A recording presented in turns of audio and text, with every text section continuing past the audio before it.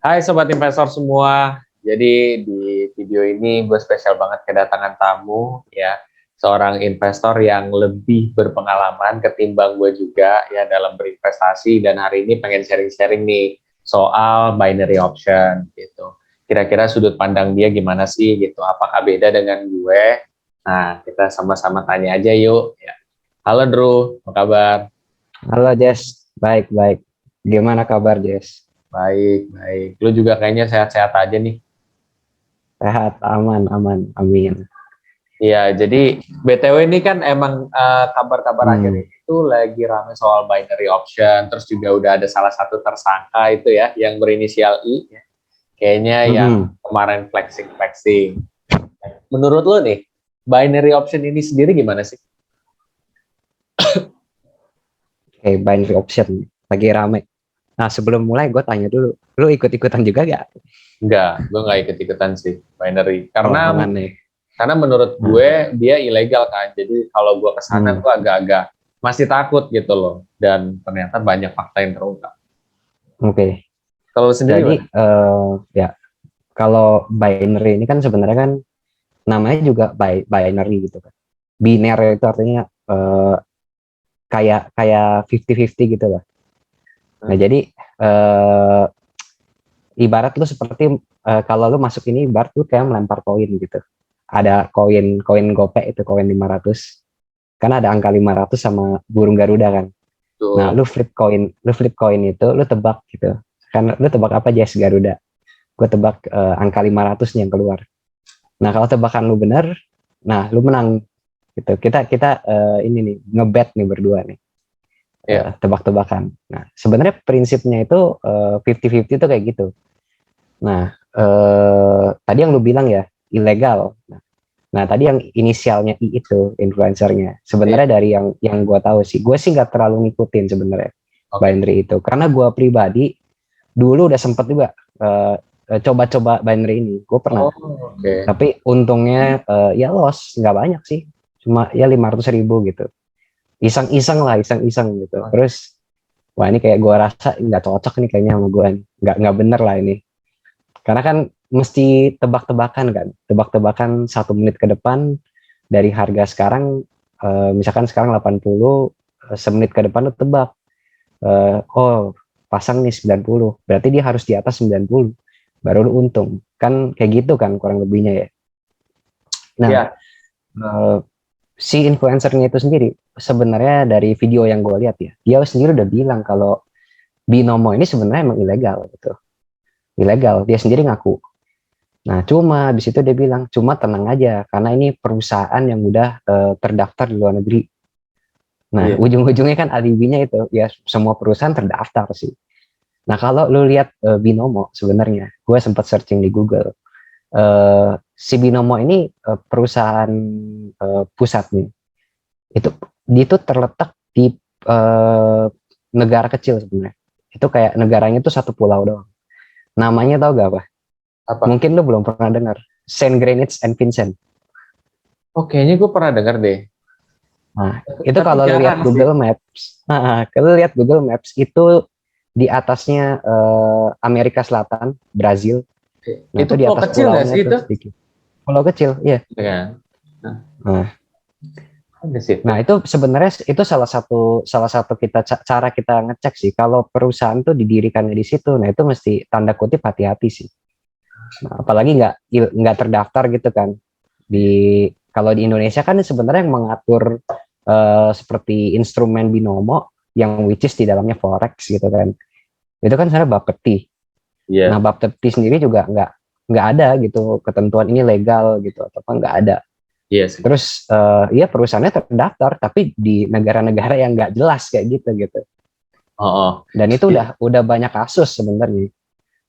Bukan cuma binomo doang gitu, kalau lo lihat company-company lain gitu ya, mungkin akan ada ke binomo-binomo selanjutnya, gue nggak tahu. Tapi kalau dia udah tidak terdaftar di sini, salah satu cirinya adalah dia terdaftarnya, dia itu company itu berada di negara-negara kecil seperti itu. Nah, Oke. kalau menurut gue sendiri sih ya, memang si influencer ini kan, ya kita kan nggak tahu ya, eh, inisialnya I gitu ya. Sekarang ya nggak tahu lagi dicek atau di gimana gitu ya. Kita sebagai orang awam kan ya nggak tahu gitu. Kita lihatnya kan dia sukses aja kan. Gitu. Jadi yang bisa kita andelin sih ya diri kita sendiri gitu loh. Terlepas dari seberapa suksesnya dia, tetap namanya analisa kita yang mesti jalan sih. Gitu sih. Iya, jadi balik lagi kalau ada afiliator yang nawarin sesuatu atau investasi dan semacamnya itu bagusnya kita cek dulu ya gitu, jangan main asal terima aja ya. Kadang-kadang mungkin kan kita tuh kayak udah terbuai dengan omongan manis dia, kayak misalkan udah saya dulu tukang ojek, saya apa gitu, terus kita tanpa dikaji lagi main langsung ngikutin. Padahal sebenarnya orang bisa salah, tapi teori itu jarang salah sih, kan kayak gitu. Nah, itu menarik tuh soal apa tuh tadi yang di pulau kecil itu gitu. Nah, kan ini nih kasusnya sebenarnya kalau gue perhatiin ya, mereka itu coba untuk nyari foundernya dari Binomo, atau nggak usah kita ngomongin soal Binomo lah, kita ngomongin soal binary secara luas. Mereka juga pengen menemukan dari orang tersebut gitu foundernya. Tapi menurut gua itu kan susah ya, apalagi itu udah melewati daripada negara sendiri juga gitu. Apalagi lo bilang juga di luar negeri dan itu di wilayahnya Amerika kan, berarti otomatis ya susah dong. Nah, berarti kalau kayak gini-gini, menurut lo gimana nih, Drew? Gitu. Kayak kan nggak mungkin bisa ketangkep kan? Nah, itu kita nggak usah ngomongin ketangkep atau enggak deh. Misalkan deh kita korbannya gitu, orang rakyat biasa gitu kan, jadi korbannya. Mau nyari yang punya Binomo ya gimana caranya gitu. Masa kita datang sendiri ke sana gitu. Dan biaya lagi datang ke sana juga ya realistisnya kan apa mungkin gitu loh. Ya mungkin sih, cuma kan itu kan prosesnya masih iya kan, yang nangkep juga bukan kita, polisi segala macam kan. Nah jadi ya kalau misalkan menurut gua sendiri ya, kalau udah terjadi gitu ya, kita jadi korbannya. Yang paling penting sebenarnya bukan nyari siapa sih yang salah gitu sebenarnya. Balik lagi sebenarnya ke dalam diri kita sendiri gitu. Kenapa sih waktu dulu itu kita tergiur gitu, mau ikut-ikutan itu gitu. Ternyata ujung-ujungnya kan nggak bener nih. Nah, itu jadi bahan pelajaran gitu loh. Nah, kita tuh waktu kita yes gitu loh, ikut afiliator ini gitu misalkan. Yang ada di otak kita tuh apa sih gitu. Jangan-jangan sih ya kalau yang gue nangkep ya dari berita-berita yang gue baca, ya memang most of people yang ikut-ikut ini juga gue yakin ya, kalau gue kan baru cek kan itu ternyata di pulau kecil. Nah coba deh dari korban-korban itu lu tanya deh, nggak mungkin nggak semuanya tahu itu Binomo ada di mana gitu, ya gak? Even pada saat kita mau register Binomo gitu misalkan, mungkin nggak mikir ini perusahaan mana sih, mungkin nggak mikir tuh, mikirnya cuma ini influencer sukses aja ya udah percaya aja gitu kan.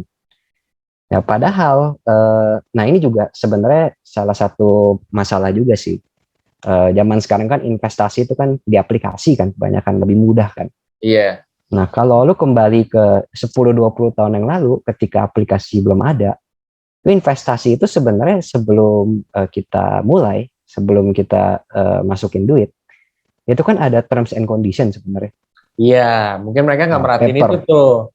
Nah, sekarang itu udah, lu daftar aplikasi apa aja deh, nggak usah Binomo gitu. Terms and condition itu rasanya kayak udah nggak ada gitu. Begitu install kan kita setuju, yes, centang, setuju gitu. Kan nggak mungkin baca satu-satu kan, scrolling aja udah.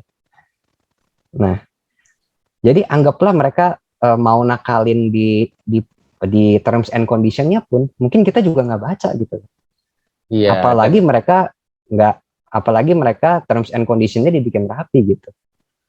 Nah itu yang susahnya di situ sih menurut gue sih. Jadi balik lagi adalah kalau gue pribadi ya, terms and condition perusahaannya apapun, terms and conditionnya bagaimanapun, influencernya bagaimanapun, intinya adalah kita harus nilai sendiri sih, investasi ini cocok dengan kita atau enggak gitu. Kayak binary gitu, gue dari dulu gue udah rugi 500.000 gitu. Gue kira itu legal. Dulu gue masih belum ngerti apa-apa. Gue kira ini legal-legal aja. Cuma emang salah gue nih. Emang guanya nggak bisa main. Gue tinggalin gitu. Oh. Karena udah berkali-kali udah rugi gitu. Yang impossible. Gitu. Nggak Tapi sesuai sama diri sendiri gitu. tapi pada saat itu lu memang punya kemampuan technical analysis atau belum, Bro, waktu main itu? Kalau teknikal sebenarnya dibilang belum ada sih. Ya baru ada di sedikit-sedikit lah. Tapi belum bisa dikatakan udah benar-benar bisa tuh nggak bisa bilang gitu sih. Iya. Jadi soalnya kan memang dugaan yang ada juga untuk saat ini kan juga memang apa chartnya atau candlesticknya itu tuh tidak real gitu ya. Jadi gue juga pelajari juga ternyata bahwa binary option ini tuh dia tinggal pakai data, mau itu datanya kripto, mau datanya forex, dia tinggal copy aja terus lu bikin bet aja gitu loh antara gua selaku orang pemainnya terus sama bandarnya. Tapi mungkin ada afiliator juga. Afiliator kan yang ngajak kita nih. Nah, si bandarnya ini kalau misalkan kita kalah, dia dapat 80% gitu. Entah dia bagi dua sama si afiliator atau gimana. Nah, kalaupun kita menang, kita cuma dapat 80 apa? Kalau dia kita kalah 100% ke bandar, ke 80 kalau misalnya kita menang. Jadi at the end of the day sebenarnya bandar ya dia kayaknya nggak pernah kalah gitu. Cuman kayaknya mancing aja. Nah, ini berkaitan dengan pertanyaan gue selanjutnya nih. Nah, orang Nah kan itu juga Jess, gue tambahin. Anggaplah ya kita nggak tahu lah. Itu kan ternyata nakal gitu kan chartnya dimainin segala macam. Iya. Anggaplah kita nggak tahu semua itulah. Anggaplah juga ya afiliatornya bener lah kita anggap aja deh gitu ya dari awal nih gitu. Nah coba ya lu pakai akal sehat gitu ya. Katanya trading gitu. Trading apa sih? Berdagang kan sebenarnya kan. Iya. Ya kan. Nah kalau lu dagang, misalnya dagang apa deh, toko kelontong gitu, minyak goreng misalkan deh, yang lagi langka sekarang kan. Ya, udah tahu kan kita sebagai pedagang itu harga modal berapa, harga jual berapa, bener gak? Iya benar. Jelas tuh. Nggak mungkin tiba-tiba minyak goreng seliter 8.000 beli, tapi jualnya nggak tahu nih berapa nih. Mungkin aja ya di atas 8.000. Itu kan nggak bener dagang kayak gitu, ya gak? Oke. Namanya orang dagang udah tahu dong harga pasarnya berapa. Nah yang di binomo ini ya Dia satu harga kalau gitu ya. ya pedagangnya akal sehat pun gitu suruh masuk ke binomo, oke gue beli harga 8.000, nanti ya nebak 1 menit lagi berapa, lu gimana caranya itu? Nah coba gimana coba pembenarannya kita untuk ngelakuin ini gitu, dari situ aja dulu sebenarnya sih, kita nggak usah ngomongin influencer yang lain-lain, dari situ aja udah aneh gitu menurut gue gitu. Jadi sebenarnya dari hal sederhana itu kita pun harusnya ada kecurigaan ya. Harusnya kan ada buy-nya berapa, sell-nya berapa, mungkin ada spread-nya ya kan namanya juga. Mencari untung kan kalau di situ cuma satu harga kan jadi bingung nih. Ini beneran nih gitu. Harusnya seperti itu. Cuma mungkin karena banyak investor pemula, mereka jarang mengkaji, mereka mau cuan cepat, akhirnya jalannya sesat kali ya. Iya, karena mau cuan cepat, ya segala pembelajaran itu ditinggalkan. Iya. Itu sih Jess. Mau itu binomo kek, mau itu kripto kek, mau itu saham, sebenarnya bisa semuanya jadi judi kayak gini gitu. Tinggal kitanya tuh mindsetnya gimana. Iya. Sebenarnya mindset ya. Jadi menurut lo setuju nggak kalau misalkan kalau kita mau mempelajari investasi itu ya istilahnya kayak boleh kita invest, tapi kita harus pelajari juga. Atau mungkin menurut lo kayak beli terus diemin aja. Menurut lo gimana? Nah, beli diemin aja itu kan sebenarnya tergantung gitu. Kalau misalkan lo investasi jangka panjang, karena udah belajar gitu ya, anggapnya udah belajar, oke ini harganya cocok untuk gua, dan setelah gue pelajari di masa depan masuk akal, misalkan sekarang 1.000, gue bilang 1.500 nanti, oh masuk akal kok gitu. Kayak contohnya deh sekarang misalkan sekarang yang lagi booming nih misalkan batu bara gitu misalkan. Dulu ya waktu COVID gitu, batu bara harga lagi turun gitu. Anggaplah lu dagang batu bara nih, lu pedagang batu bara misalkan. Hal turun banget, kenapa ya? Karena COVID gitu. Orang semua pabrik-pabrik tutup, ya gak? Iya. Nah, nggak ada yang pakai energi, ya udah energi nggak dipakai. Energi kan dari batu bara tuh salah satunya. Iya. Nah, masa sih ini nanti nggak akan kepake lagi gitu? Which is yang kita tahu adalah pembangkit listrik sekarang di Indonesia sendiri masih banyak yang pakai batu bara gitu. Dunia sendiri masih pakai batu bara gitu. Ini harga lagi anjlok banget gitu. Atau kayak harga minyak dulu sampai kurang dari 0 sampai minus gitu. Masa iya ada tiba-tiba sebuah energi setelah COVID lewat ada energi yang menggantikan minyak gitu. Itu kan wah kayaknya nggak mungkin gitu kan. Nah kalau lu sebagai pedagang minyak gitu, ya oke lah gue belilah di harga $1 misalkan gitu, masih make sense gitu dengan alasan minyak ini nggak mungkin begini terus, akan kepake nanti gitu di saat ekonomi udah bener lagi. Nah itu namanya kan analisa sebelum kita beli dan kita tungguin. Nah, ada proses itu gitu loh. Fundamental jatuhnya kali ya. Benar. Nah sebenarnya kalau mau bilang ada juga kan analisa teknikal sebenarnya. Ya itu boleh-boleh aja gitu.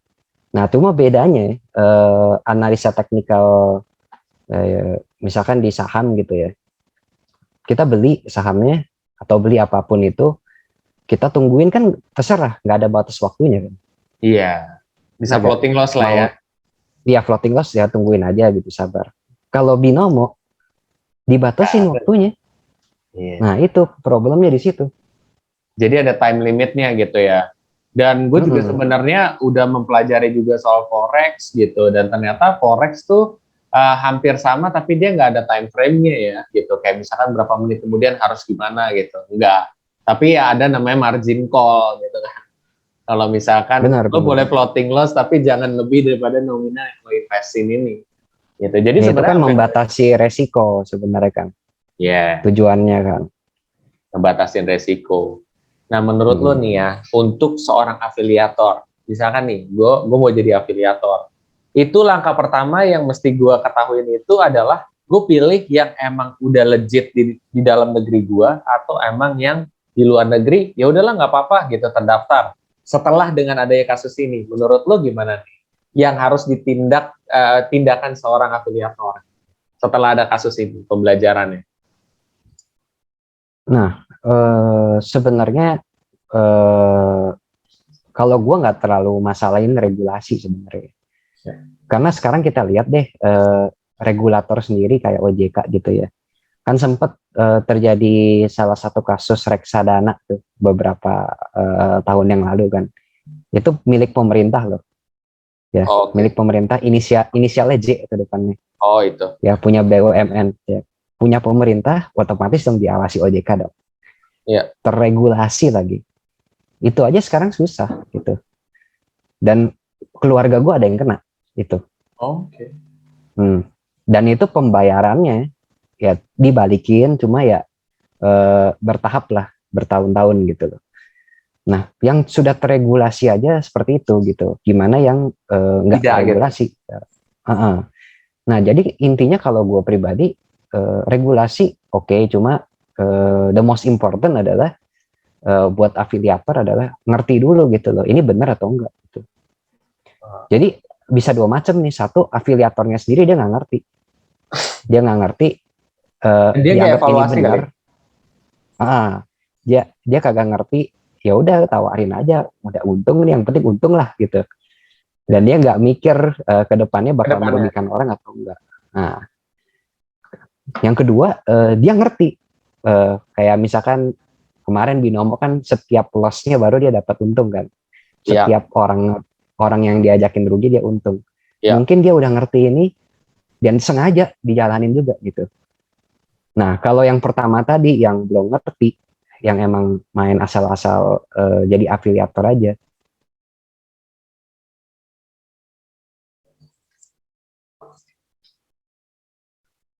nah tapi kalau yang udah masuk yang kedua nih, dia sendiri ngerti ini bakal ngerugiin orang, ya itu balik lagi satu ya ke hati nurani masing-masing sih. Iya, hati nurani ya, lagi-lagi ya. Cuman yang kedua adalah ya mikir juga akibatnya gitu loh. Ya sama seperti afiliator sekarang itu yang lagi jadi tersangka. Gitu, punya uang banyak tapi kan begitu. Dia apa enak gitu. Ya dihujat lah ya jatuhnya ya. Jatuhnya dihujat, terus hartanya seperti bukuin dulu kayaknya untuk sementara.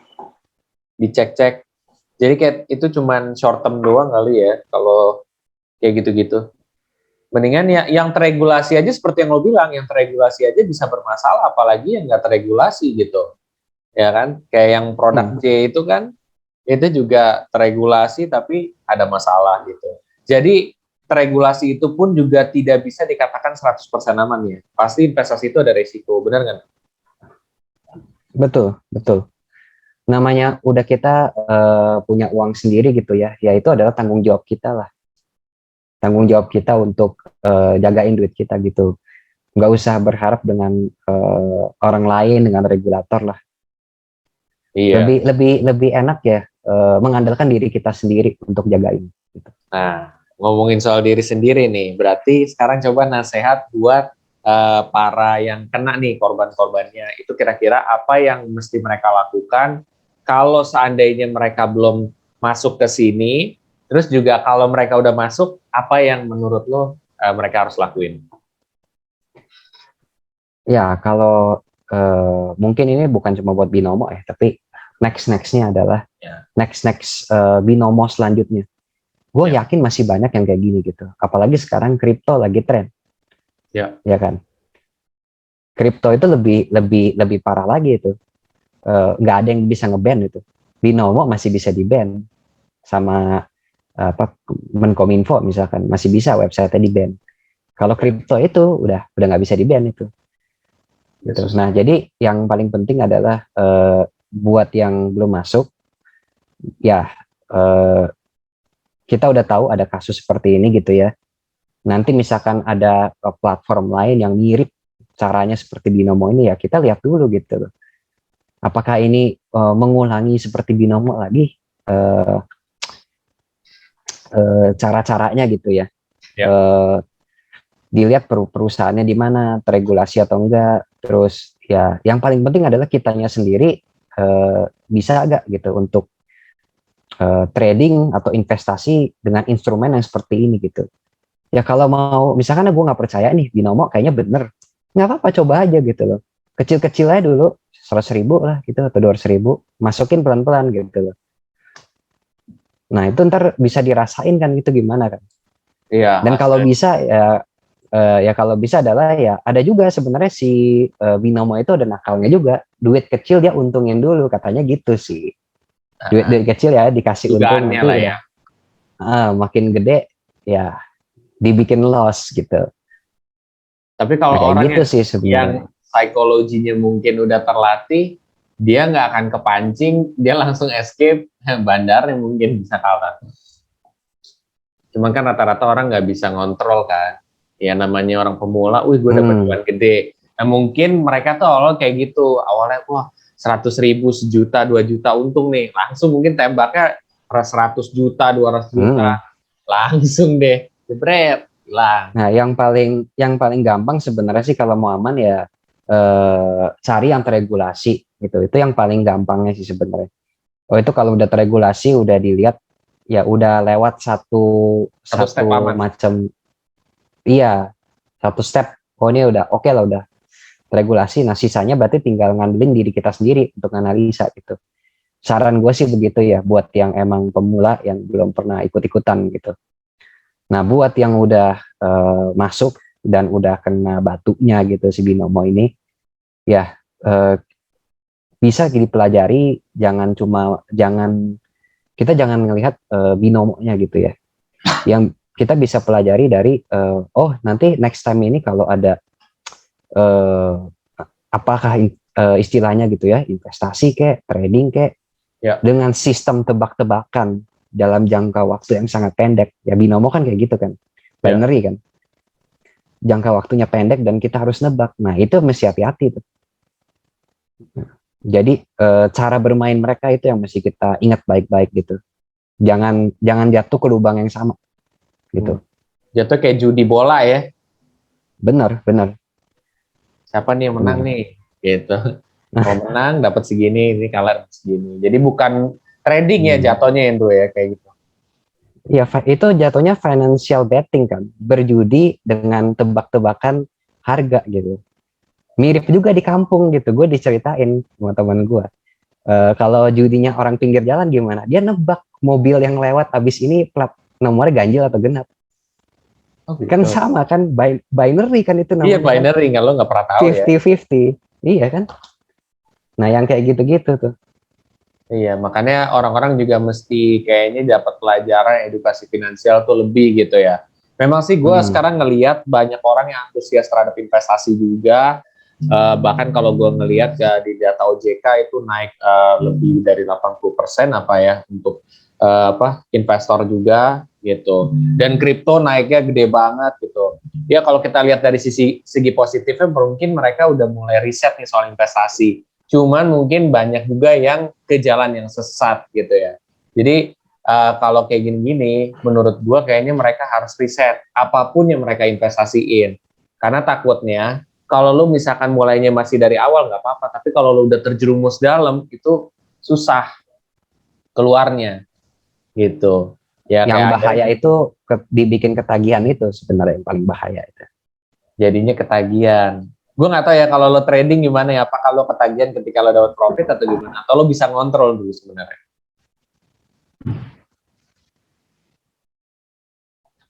Sorry Jess, suaranya agak putus. Iya, jadi kalau Tadi. misalkan lo trading nih, Hmm. ya kan, itu kira-kira lo ketagihan nggak sih ketika lo dapat untung atau lo mungkin bisa menahan diri, tak dulu deh, besok aja deh, gue trading lagi. Atau lo kayak, wah, gue kayaknya masih hoki nih, hajar-hajar. Gua pribadi ya, Iya. kalau kalau trading biasanya gue jarang trading jangka pendek sih, gue jarang sekali.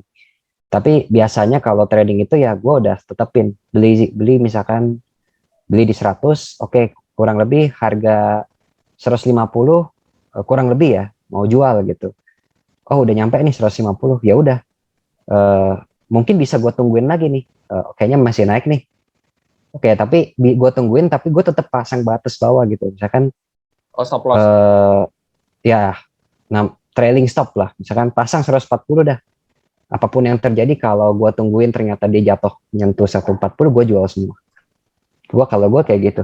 Jadi nggak ada beban pikiran gitu, aman.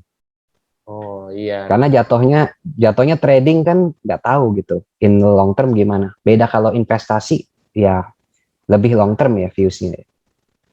Tapi buat edukasi juga nih buat teman-teman semua nih, gue langsung tanya nama Andrew ya. Itu kira-kira kalau lu nih menguasai technical analysis secara dasar, itu kira-kira butuh berapa lama sih, Andrew? Technical analysis itu sebenarnya kalau basic-basicnya sih, basic-basicnya nggak susah sih.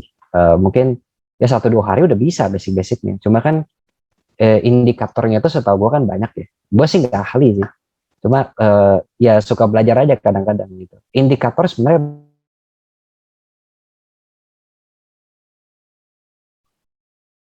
beberapa indikator, dan kita ngerti juga ya cara makainya dengan benar ya. Karena banyak orang yang make indikator tapi salah gitu loh cara ngebacanya gitu. Nah, Salah ngambil keputusan juga otomatis gitu. Jadi belajarlah sama emang orang-orang yang kalau bisa pencipta indikator itu gitu. oh iya, Ya kan banyak tuh kayak Bollinger Band gitu contohnya. Yang nyiptain kan John Bollinger. John Bollinger. Nah itu kalau bisa ya belajarnya langsung dari online course-nya dia itu. Oh, Dari oh sumber ada ya? pertamanya. Oh ada. Ada. Oh Jadi gitu. benar-benar tahu cara makainya dengan benar gimana gitu. Oh gitu. Gitu. Ya, makan. Jadi sebenarnya sih nggak mesti semua indikator sih kalau menurut gue ya. Cukup beberapa yang emang sesuai dengan eh, cara kita gitu ya, kita ngerti sesuai sama diri kita, ya boleh dipakai gitu. Boleh di try and error dulu, boleh gitu. Dengan cara seperti ini nyaman nggak, bisa dapat keuntungan atau enggak gitu. Iya, jadi intinya harus dites dulu lah gitu. Dan kalau bisa mungkin Hmm, pakai akun demo dulu lah buat latihan dulu sampai benar-benar ini betul, baru. betul. Karena ketika udah Hmm, pakai duit sendiri kan mungkin beda lagi gitu loh ya. Lu demo dengan duit sendiri aja udah beda, apalagi lu langsung main tembak ke sana gitu. Ya itu lebih ngeri sih. Jadi mungkin dengan Kalau adanya gue pribadi, kalau boleh saran ya, boleh. pakai akun demo, yes. Terus coba-coba pakai duit sendiri, misalkan masukin 50.000 aja, gitu. Tapi 50.000, anggaplah itu seperti 50 juta, gitu loh. karena pasti secara perasaannya beda loh. Antara akun demo sama duit asli itu pasti beda gitu di dalam diri kita. Jadi Kalau gue benar-benar biasanya harus diperhatiin begitu. banget ya. Mm-mm. Harus diperhatiin tuh apa sih yang kita rasain gitu. Pasti kalau udah pakai duit sendiri beda gitu. Iya sih. Jadi anggaplah 50.000 kita itu kayak 500 juta gitu atau 50 M gitu. Gimana rasanya kalau kehilangan itu? Iya Jadi benar. benar-benar kita serius gitu loh. Mau bikin strategi, mau belajar itu serius. Ya jangan main-main lah ya gitu. Apalagi Hmm. kan kalau di technical analysis ada swing trader, ada scalper, ada ya beda-beda lagi gitu. Nah kalau lo sendiri lo swing trader atau lo scalper yang kayak per menit lo liatin? Oke. Oh enggak, gue jarang. Hampir nggak pernah. Trading hampir nggak pernah. Gue kebanyakan long term views ya. Eh, ya bisa dijual dalam waktu bulanan, bisa tahunan juga sih. Bisa lah Ya, ya. karena Gitu. Tapi udah ada yang pernah lo jual? oh udah. Karena kan kenaikan harga itu kan kita nggak bisa tahu kapan ya. Ya kalau gua rasa udah cukup mahal gitu ya. Ya udah, gue jual gitu. Terlepas dia mau naik lagi terserah sih. Iya Gitu. benar. Jadi lo tahu timingnya lah ya gitu. Kapan lo harus sell gitu. Nah ini sebenarnya bisa dibikin topik sendiri juga nih dulu ya. Karena banyak orang yang nggak tahu timing untuk sell itu kapan gitu. Ada yang kayak, bang, gue udah taruh nih investasi di sini. Gue tarik 4 hari lagi ya. Wah gila lo. Apalagi lo narik di reksadana. Unit aja kayaknya baru masuk gitu. Nah kalau gue jujur nggak pernah terpikirkan gitu kapan jualnya, nggak pernah gitu. Nggak pernah gue patokin harus sekian bulan, itu nggak pernah gitu. Tapi sebelum gue beli, gue udah gue research gitu. Ya masa sih namanya kayak kita eh, beli misalkan saham gitu ya contohnya. Ya masa sih saham-saham yang blue chip misalnya lah paling gampang. Blue chip lagi agak turun nih, lagi agak turun, eh, nggak wajar bisa seperti tahun 2020 misalnya, nggak wajar turunnya. Ya. Ya eh, masa sih sampai 10 tahun gitu ya, kayaknya enggak juga gitu loh. Ya paling paling 1-2 tahun gitu dari pengalaman ya.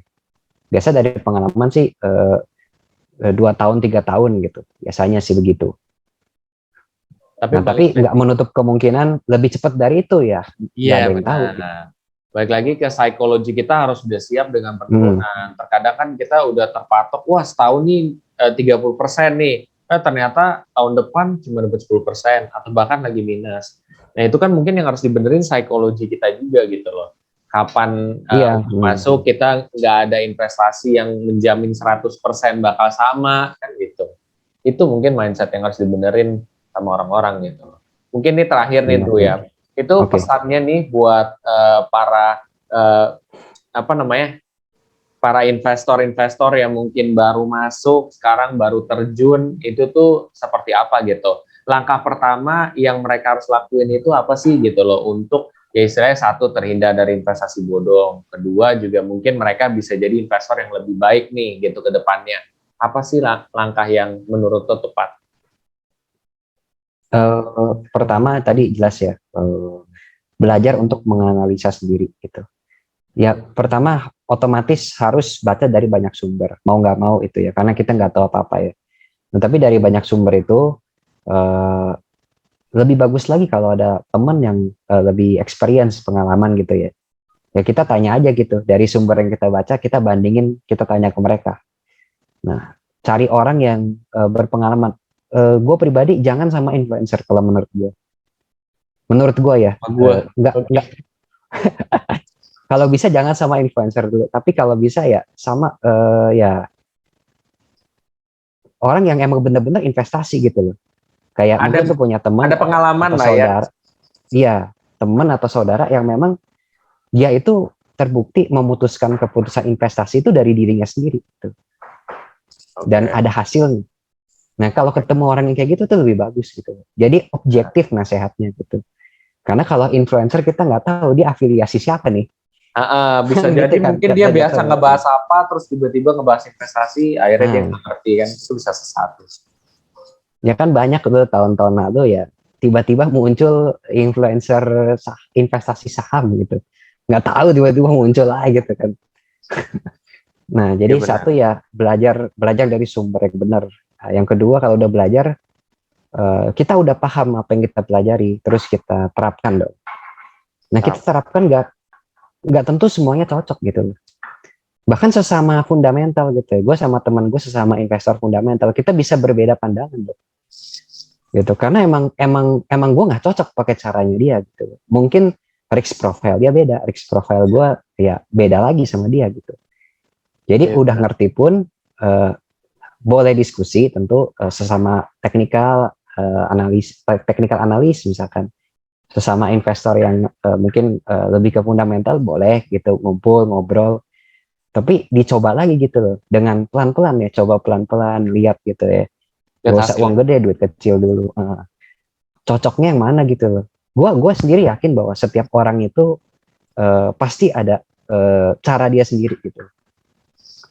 Dia harus punya cara dia sendiri, nyamannya gimana. Dan Oke. itu bisa berubah seiring waktu gitu.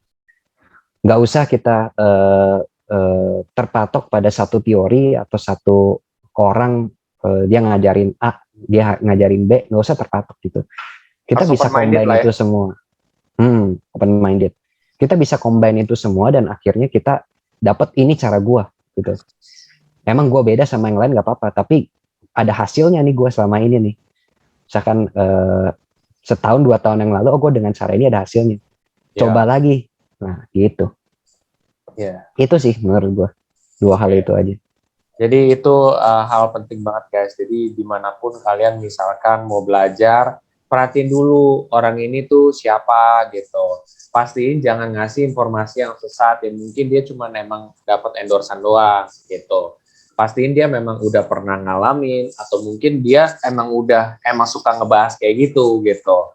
Dengan cara seperti itu lo minimalisir ke jalan yang sesat. Kedua juga Andrew tadi bilang ya analisa gitu. Ya sini sebenarnya pertama ya gitu, analisa, karena dengan lo analisanya benar tentunya akan mencegah dari fatalnya mungkin lo loss atau mungkin lo salah dan lain sebagainya, itu bisa diminimalisir seperti itu. Jadi tetap guys, tetap fokus dalam berinvestasi, jangan lelah dalam mencari ilmu juga.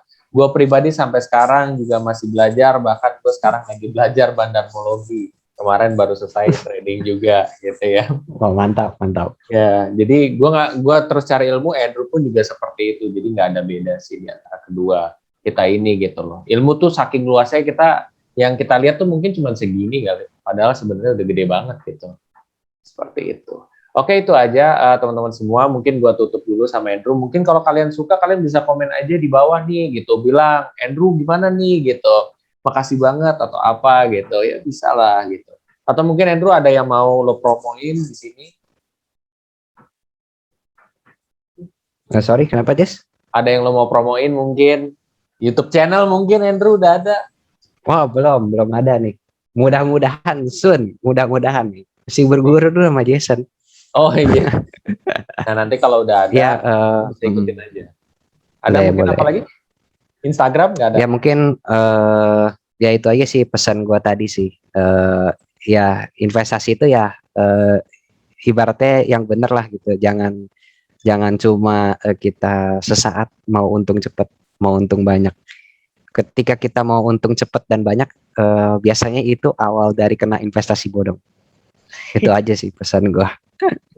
Iya benar, bagus banget tuh pesan Andrew. Hmm. Oke guys, kalau kalian suka, kalian bisa share aja informasi ini ke teman-teman kalian juga. Siapa tahu mereka juga butuh nasihat daripada kita juga sebagai seorang investor juga yang ya cukup lumayan lah gitu, pengalamannya bisa bagi-bagi supaya mereka mungkin juga ke jalan yang benar. Kalau yang salah, kalau yang belum masuk yang salah bisa dihindari seperti itu.